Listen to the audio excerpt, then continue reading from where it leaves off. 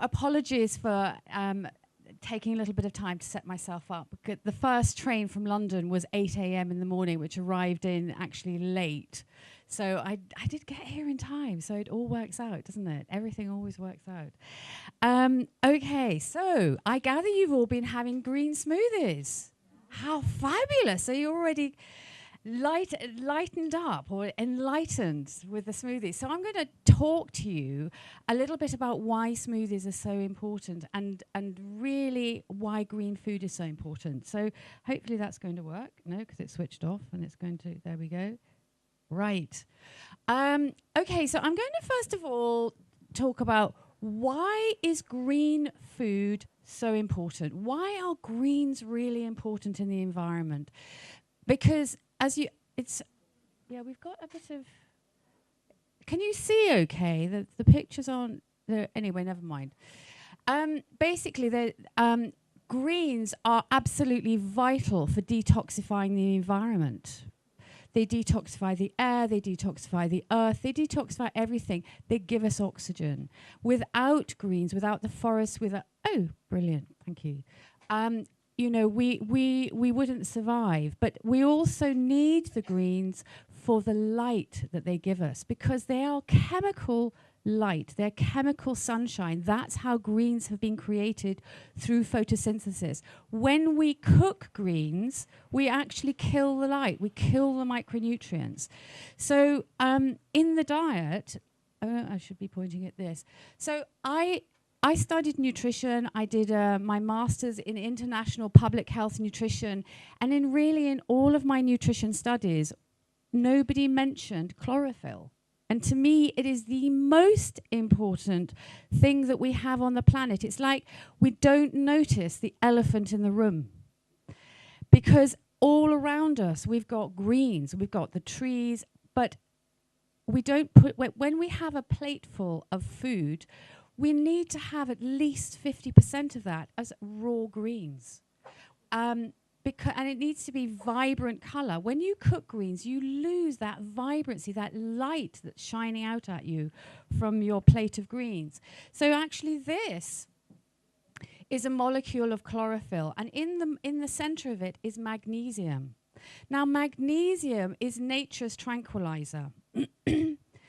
And the thing is working at Breast Cancer Haven, I do find, I've been working there now for 12 years, but I've been working with people with cancer for I'm going to move that down there because I'm liable to hit it, for over 20 years, really since I recovered from my own cancer. And one of the things that I really find common to everybody is that there has been a stressful or traumatic experience or bereavement 2 years prior to their diagnosis.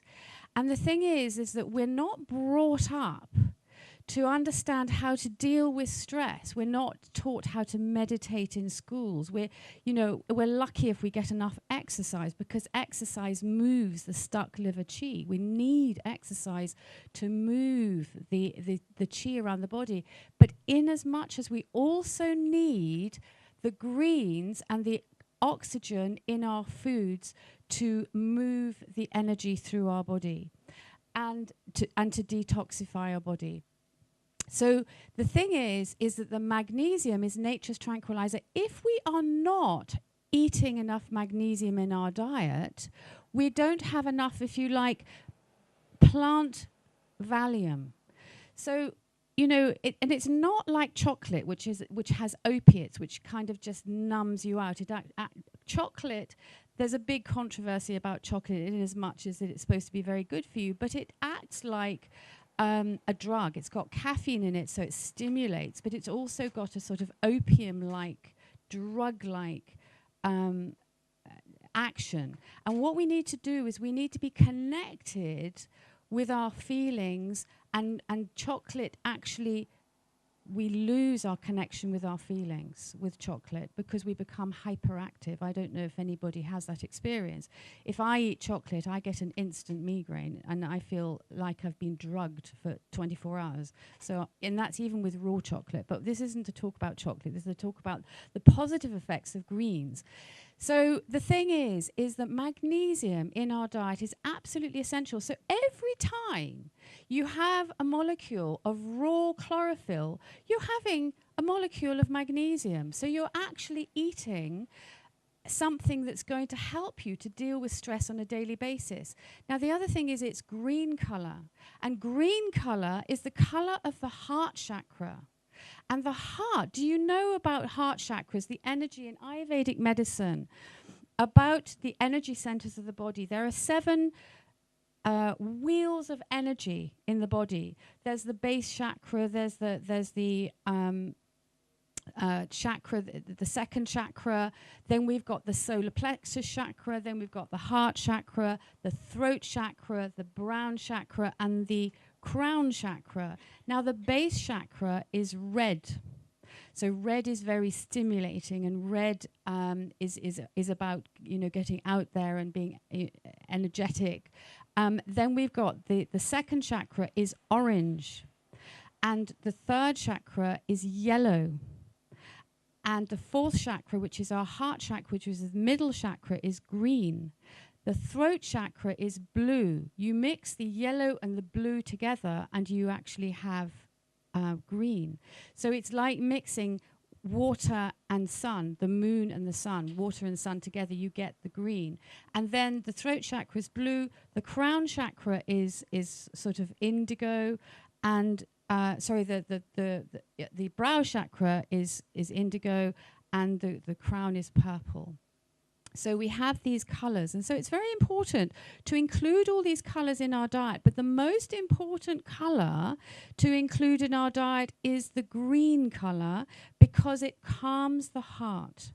It also has all of the amino acids in, including tryptophan. And tryptophan is part of the melatonin pathway, which is what we need for sleep. So both magnesium and tryptophan are absolutely essential for our sleep. So people who are very stressed, often they cannot shut their mind down, because in Chinese medicine we say that the mind in sleep resides in the heart. It goes home to the heart. So if we are so stressed out and we're living on stimulants, on chocolate, on caffeine, on meat, on, you know, I'm not saying all of those things are bad, but, you know, we need smaller quantities. But we need to balance those things with the calming greens. So that, and the way I work now as a nutritionist, I don't tell anybody to cut out anything out of their diet, because what is the problem, and people don't like being told what to cut out and what is wrong with them. I studied with Dr. Lawrence Lashan, and he was my biggest mentor. He was the most, if anybody had the honor to be in that man's presence, he was extraordinary. And I studied with him. He used to come to what was then the Bristol Cancer Help Centre, and now is the Pennybron Cancer Care. But he taught many, many wonderful things. But one of the principal things that I learned from him was he used to counsel people with cancer and transform their lives. But he used to work from a point of view, not what was wrong with somebody, but what was right in their lives and what was right with them. He wasn't interested what was wrong with them. He wasn't interested in their cancer. He wasn't interested in what was wrong. So in the same way that I am not interested in what is actually what is wrong with somebody, I want to, it's a bit like a snowball. Whatever you focus on will grow. Whatever you spend your mind on, you will grow it. It will manifest. So if you constantly work on being the very best that you can be, the very best and healthiest, and creating the person who you were meant to be, if you focus on that, nothing else really matters. So when I see somebody when I see anybody, it doesn't matter what it is, I look at what they're eating and how they could manage putting green smoothies into their diet. Not, oh, you know, you're drinking too much alcohol, you're smoking too many cigarettes, or you're eating too much chocolate, or whatever. I want to balance those stimulants because our whole life is stimulated with TV ads and, you know, war zones. And I mean, it's just, you know, it's all negative, negative, negative, negative. So what I want to do is I want to focus on what is really important in putting in the diet. So I have created this green smoothie recipe as a start off. I tell people to, once they get confident in making that smoothie, to then, you know, be adventurous and start to create their own recipes, their own what feels right for them. But I always say, have it first thing in the morning, make it first thing in the morning, and then have half a glass before breakfast. You don't even have to replace your breakfast with it. You have half a glass before breakfast and then half a glass before lunch. And it's very easy to wash out a blender. And I don't want to spend too much time on explaining too much without moving on with the slides, because there are quite a few slides. But what I've actually said is kind of the background of how I really want you to understand the smoothies. I just will say one thing, is that as Fiona said, I did the Gerson therapy 25, 30 years ago. I've kind of lost track when I did it. And in healing my life, my body, my mind, my spirit, I then decided what I wanted to do with my life, which was help other people to heal too. So I decided to become a medical herbalist. So that's where I met Fiona. So I tried, you know, herbal medicine, and I qualified the NAT, and I thought, yes, it's great, but it's not it. I then did iridology, and I thought, it's great, but it's not it. There was always something missing, and I did massage, great, but it's not it. I did acupuncture, great, but it's not it. And I kept searching. I did Chinese herbal medicine, it's great, but it's not it. I just kept going on and on and on, and it was great, but it wasn't it.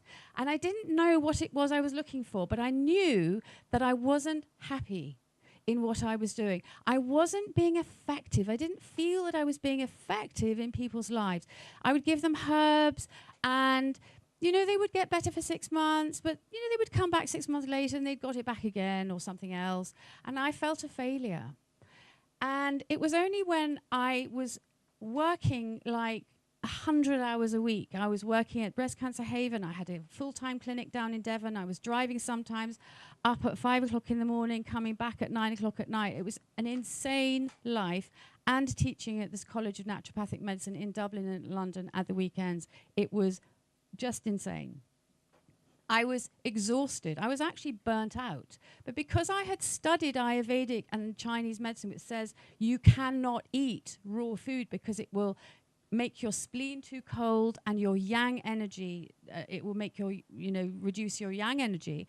So being a bit obsessive, I absolutely stuck to the rules because I thought it's 5,000 years old, they know what they're doing, and I'm not going to eat any raw food. So I was a vegan, but I lived on rice and cooked vegetables. And I was asked to go on a raw food retreat to teach just for the weekend about liver detoxing. And I thought, great, a lovely free weekend in Spain. So I went to Spain, but I only could eat raw food because it was a raw food retreat. But do you know, within 24 hours, it was like I had been plugged in. The switch had gone on and the light bulb moment went. And I'm going, oh my God. My body was craving light, craving raw vegetables, craving those micronutrients that have been cooked to a pulp for 15 years. And when you are so depleted, it was like I had been plugged into the mains. And I'm going, oh my God. I found it. I found what I didn't know I was looking for.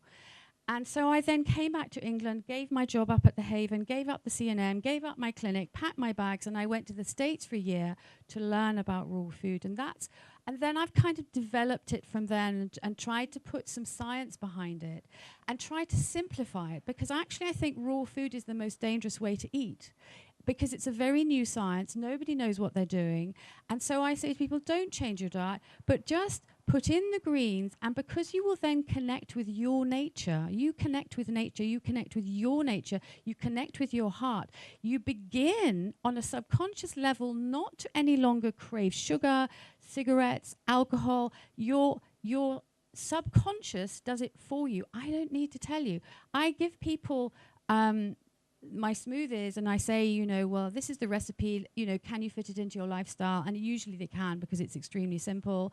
They come back 2 weeks later and they say, do you know, I've been addicted to chocolate. I don't fancy chocolate anymore, and I don't drink alcohol anymore, or whatever.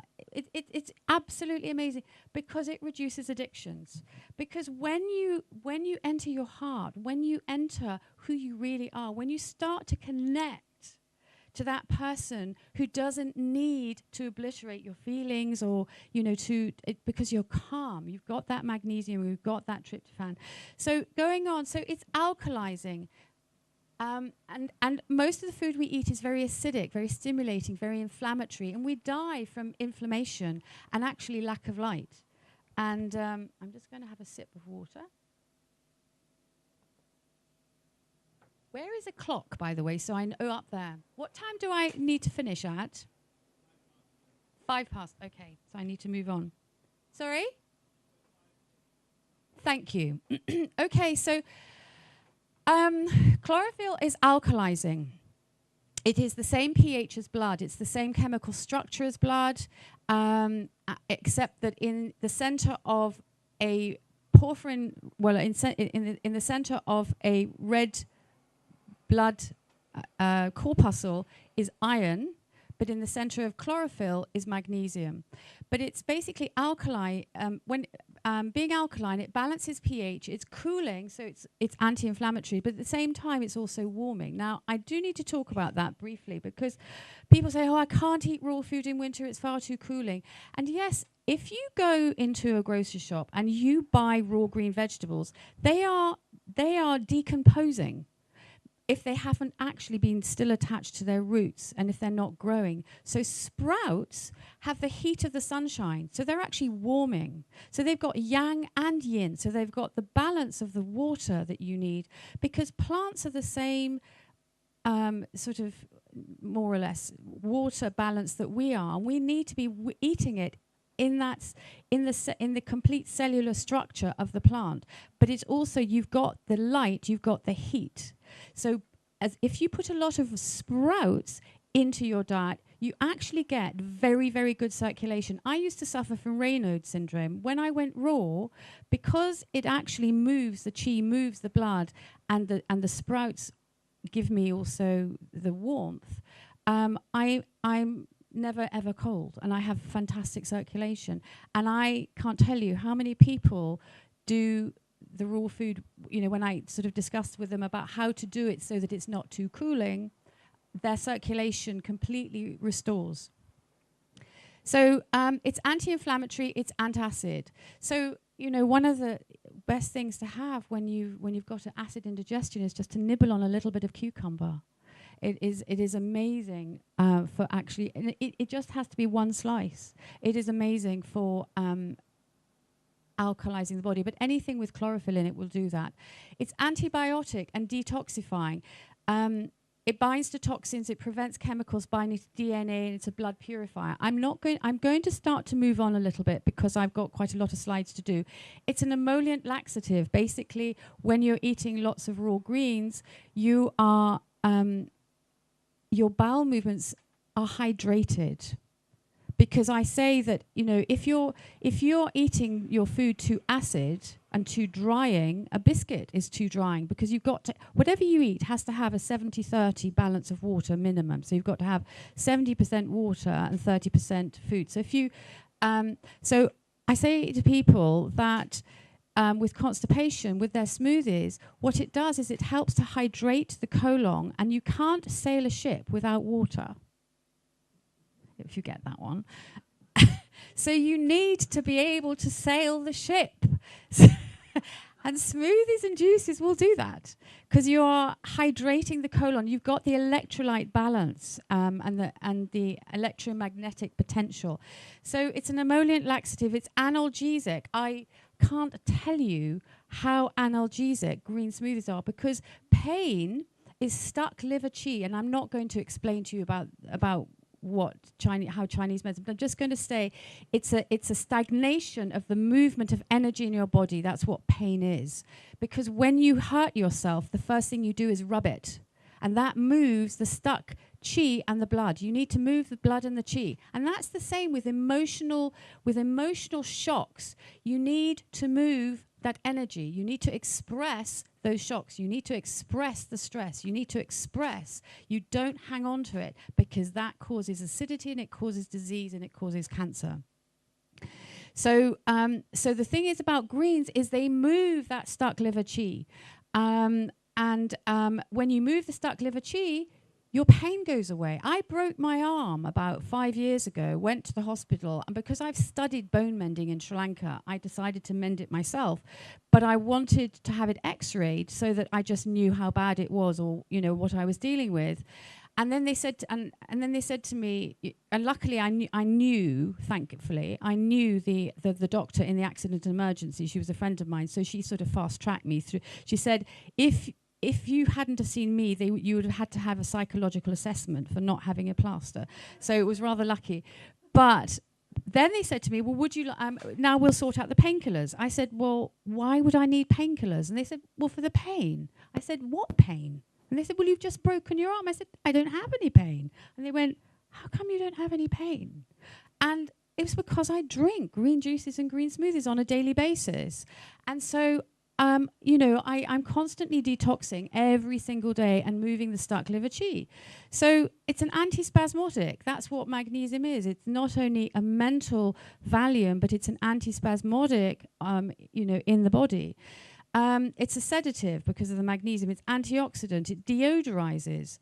And I've put here anti-addiction, because when you eat greens and when you drink the smoothies and when you have green juices, my experience is that people stop craving sugar, because in Ayurvedic medicine, greens is the bitter and astringent taste. There are 5 tastes in Chinese medicine and 6 tastes in Ayurvedic medicine, and that's bitter, sweet, sour, salty, astringent, and pungent or spicy. And the thing is that every food has a combination of tastes or a specific taste. Now, we know that fruit has the sweet taste and sugar and has the sweet taste. Well, what greens does, because it's bitter and astringent, it cancels out the sweet taste. That's what it does. So when you eat the bitter and astringent taste, you no longer have the desire for the sweet taste. And a lot of our addictions are to do with sugar, because actually alcoholism is about sugar addiction, because a lot of alcoholics, they stop sugar, stop alcohol. And who is it, that guy who had a lot of problems with alcohol? He showed his sweet cupboard about a month ago, and it was literally floor to ceiling with sweets. And you know what's that guy? Gaza, that's it.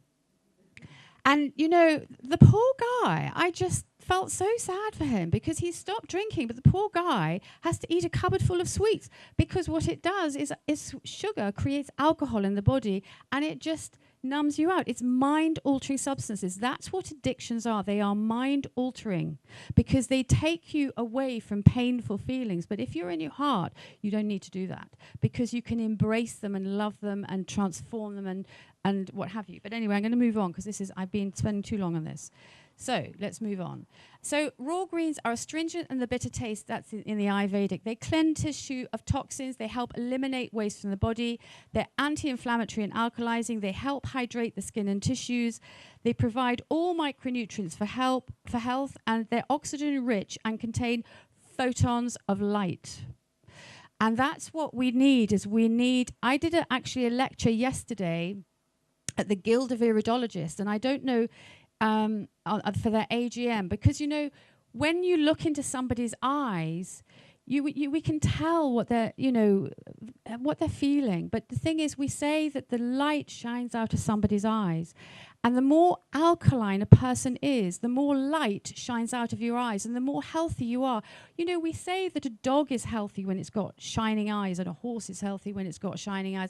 That's because the more light that is in the body that is emitting out of the eyes, it's the more alkaline they are, the more calm they are, the more healthy their diet is. So we need to have bright, shining eyes. And the thing is that when you look at very, very spiritual people, for instance, who've been meditating at the top of a mountain for 25 years, they have literally just bright, white, bright, shining eyes because of the light that is shining in and the peace that's in their heart. So let's move on. So I'm just going to.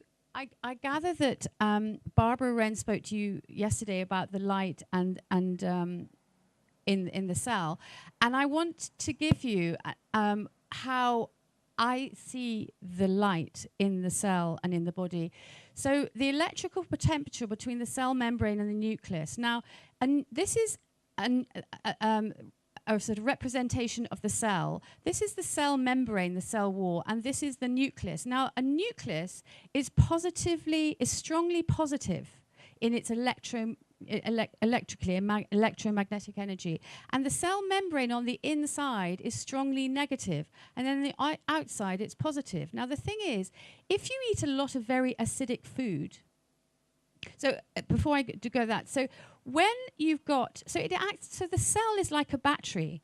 The more energy that you've got in your cell, the more battery power you've got. So because a battery is the same thing, it's got a negative and a positive pole, and between that you get the electrical potential. So here I'm going to show you is the electrical potential between the cell membrane. Don't you love that little bit of graphics? I'm rather proud of that. Just wait till you see the next bit.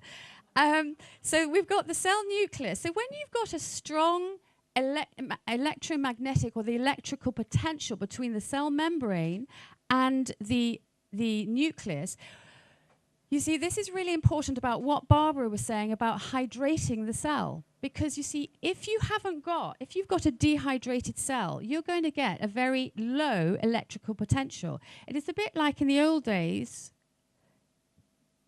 It's awful to say that, in the old days when we had batteries and we put water in the car. But in the old days, we used, I haven't got a car, so I don't know, actually. Do you still put water in batteries? I don't think you do you? But do you know, in the old days, we used to put water in a battery, because if the water went out of the battery was dehydrated and you'd lose the electricity from the battery. So, I mean, I never did physics, but it's something to do with needing water to conduct the electricity. So, you see, water is a conductor of electricity. If we're dehydrated, we don't have any energy, and the energy, the conduction of our water is our energy. And so what I'm trying to explain to you is, if we eat very acidic foods, we have very acidic thoughts, we don't do enough meditation, we don't eat enough green foods, because green foods and meditation create an alkaline environment. If we go on eating alcohol and chocolate and all these things without having our green food, we are going to make the external environment too acidic, so therefore the calcium, magnesium, potassium and sodium balance of the electrolytes can't go in and out of the cells in the way that they're meant to go. So what happens is we get waterlogged. So you're drinking all this water, you're doing all the right things, you're drinking all this water, but you still have dry hair, you still have dry skin, you still want to drink all the time, like me right now. Sorry.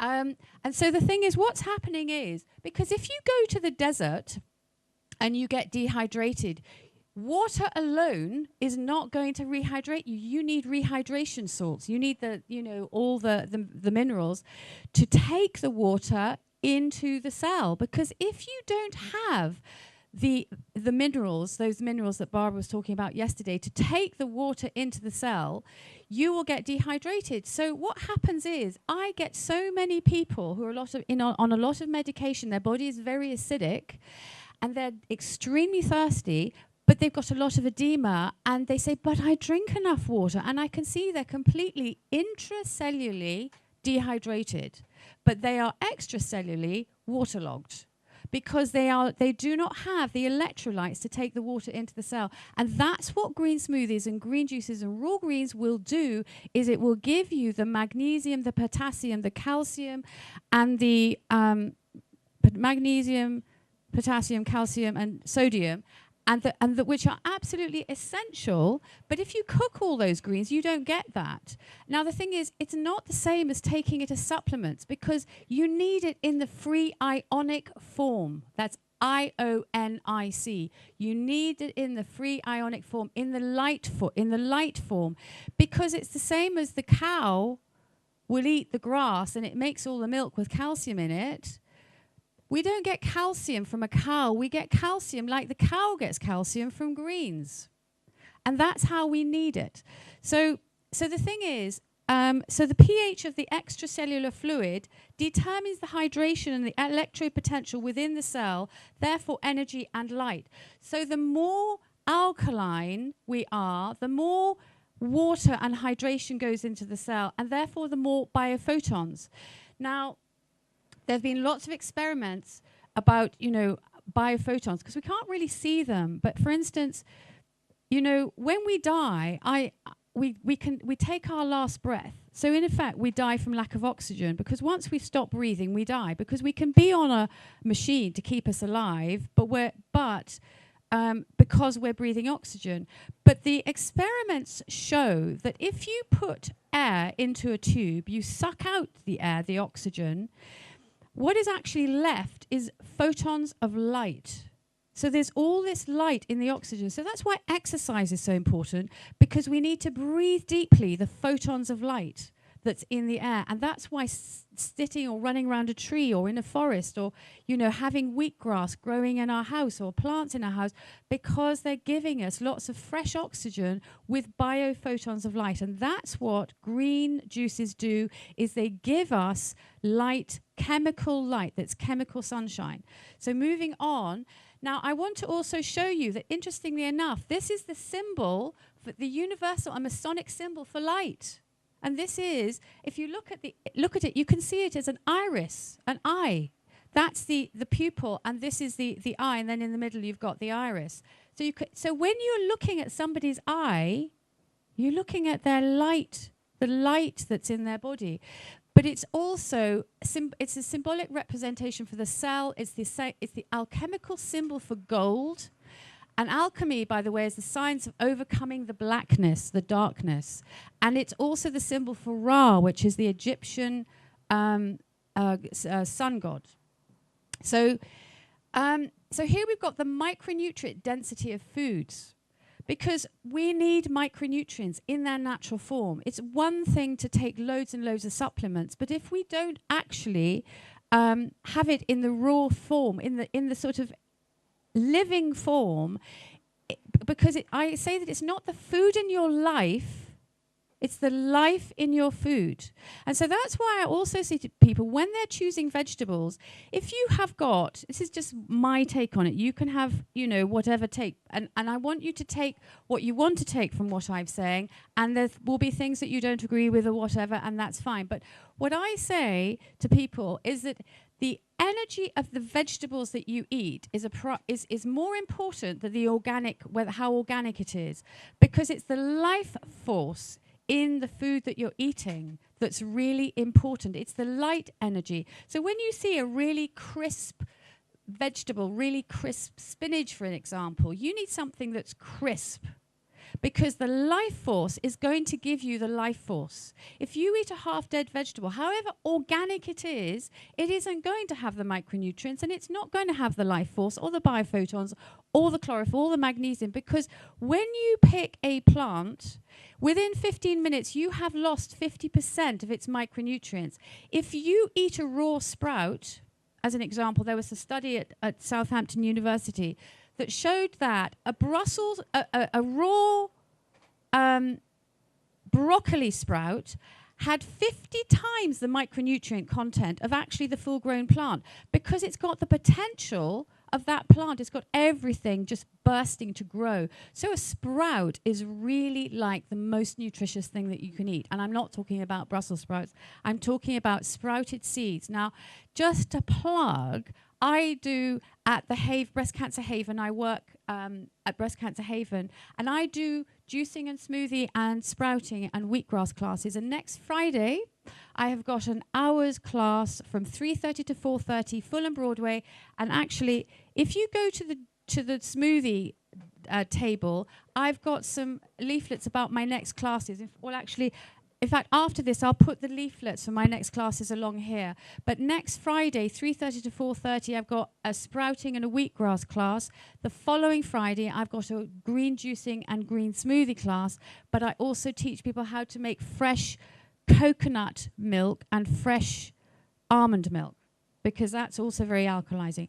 So the thing is about the density. Now, this was Dr. Furman, who wrote a book called Eat to Live. And what he did was he analyzed the micronutrient content of different foods. And he was saying the highest nutrient density equals 100 versus lowest nutrient density is 0 per unit of energy, e.g. 100 calories.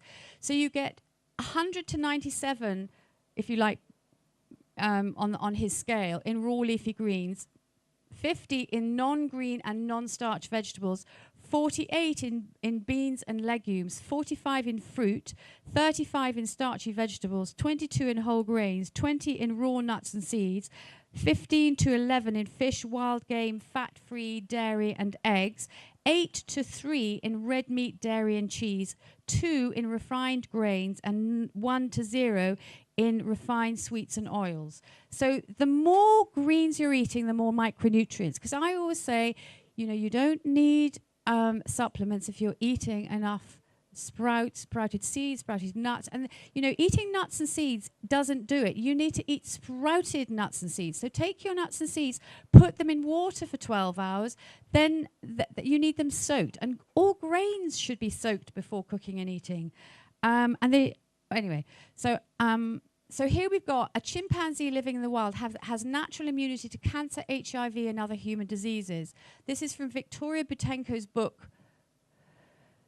I can't remember. It's very inspiring. She's a very inspiring writer. If you can get any of her books, they're excellent. But she's a woman. She's a Russian woman, and the whole family went raw, and what happened to their lives as a result of it.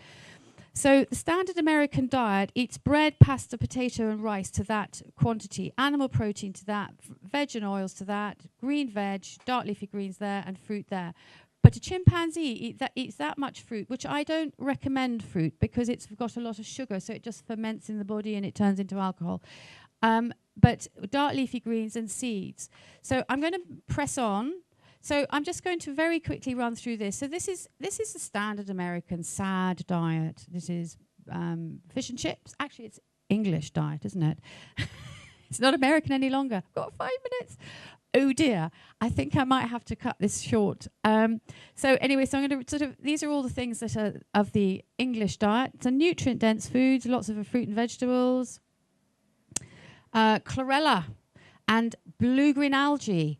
Absolutely essential. Spirulina, all those algae, because what they do is they soak up all the minerals that are in the water. Now, Nancy is at the Really Healthy Company. She's got some blue-green algae. But I actually, in fact, work as a consultant for another algae company called Sun Chlorella. And I don't know if you've ever heard of Sun Chlorella or chlorella. And it's a single-celled algae with a nucleus, and it's like the first plant that ever came on the planet. So it's like the natural food from the very beginning of time.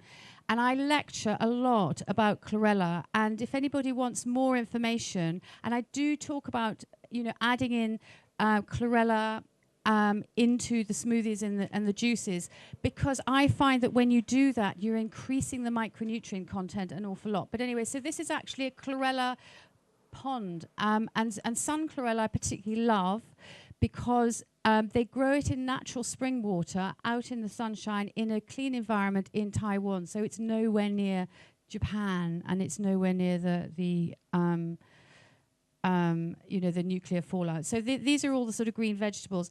But the trouble is, people don't eat enough green vegetables. I am going to press on. I can email you this. But if I email it to Fiona, maybe you could sort of email it out if anybody wants it. I did I did a green smoothie study at Westminster University because about 10 years, or not 10 years, about sort of 8 years now, I sort of developed my green smoothies. And I've been giving them, because I'm a herbalist and I'm an acupuncturist and homeopath and all of these things, what I find changes people's lives more than anything else is just adding in green smoothies into their diet. So I specialize that. So I've got all these qualifications, awfully expensive wallpaper, I have to say. I've got all these expensive qualifications. At the end of the day, I tell people to eat greens. I mean, I could have saved myself an awful lot of trouble, couldn't I? So anyway, so what I then did was I wanted to create some science behind it, because I thought, who's going to believe me if I haven't actually got some science behind it? So now I've got the science, but I've got to publish it now and write the book. So that's my next thing on the agenda.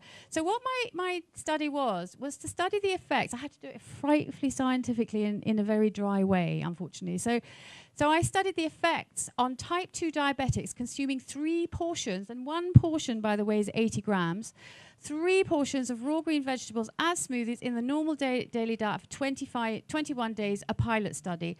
1 portion, 80 grams, so 1.5 portions had to be dark leafy greens, and there were 18 participants. So here is the mixture for a green smoothie. The plate was this big, it was huge, so you cannot eat that amount because it's quite a lot to chew. And also making it as a smoothie is really great for people who are elderly or for young, because they don't have to use their teeth. But I also have found that when people eat it, it doesn't have the same effect as when they smoothie it. Now, because smoothing it breaks up the cell wall, and it seems to be much easier to digest all the micronutrients. And I have a blender that I also researched, and I think, yes, I've got my recipe. If anybody wants a recipe sheet, and the blender I've found that's £27.95 from Argos is the Philips HR2000. So all you need is £27.95 and a few vegetables, and then you're away. Because, a lot of these blenders are really, I've got 1 minute, oh dear. So I've only actually done about half the presentation, but the thing is, it does matter because I've said a lot of it. But the aims were to determine if the intervention significantly affected the mean plasma glucose concentrations, well-being, and associated risk factors for the long-term complications of type 2 diabetes. Actually, what that meant was I was studying their fasting blood glucose, their BMI, the waist circumference, blood pressure, and their well-being. And actually their well-being incorporated, whether they had sort of headaches or cramps or depression or whatever. It was phenomenal. But anyway, so fasting blood glucose significantly reduced. Actually, I got one person carried on 2 months later, and she was completely non-diabetic within 2 months. And she was on all the medications. Her fasting blood glucose originally was 22, if you know what that is. When she came on my study, it was about 10 or 12. When she came off my study, it was about 6, which is normal. She then went down to 4.6, and that's what she's been for the last year and a half. And so the thing is, I know that green smoothies can actually potentially completely get rid of diabetes. And so if it can get rid of diabetes, and if it got rid of people smoking, no, I've got to stop. I'll just do so anthropometric changes, waist circumference, BMI. Let me just quickly. Results, well, you'll get this, you can read it. And results, quality of life, and those are all the results. But anyway, I'm really sorry that I have to finish. But you've got all the leaflets. And, the thing is, on the 30th of June, Jill Swires and I are doing a raw food day at Breast Cancer Haven on a Sunday. And we're going to teach people how to make the smoothies, why it's important. And, I'll sort of maybe go over a lot of this. How to do enemas, how to make really, really lovely raw food, and the juicing and dehydrating and all of that. So a wonderful raw day on the 30th of June. And that's a Sunday at Breast Cancer Haven. Or you can come to my juicing classes. And I'm really sorry, I can talk the hind leg off a donkey. And I way go off the path, but I hope it's been useful and you've enjoyed it.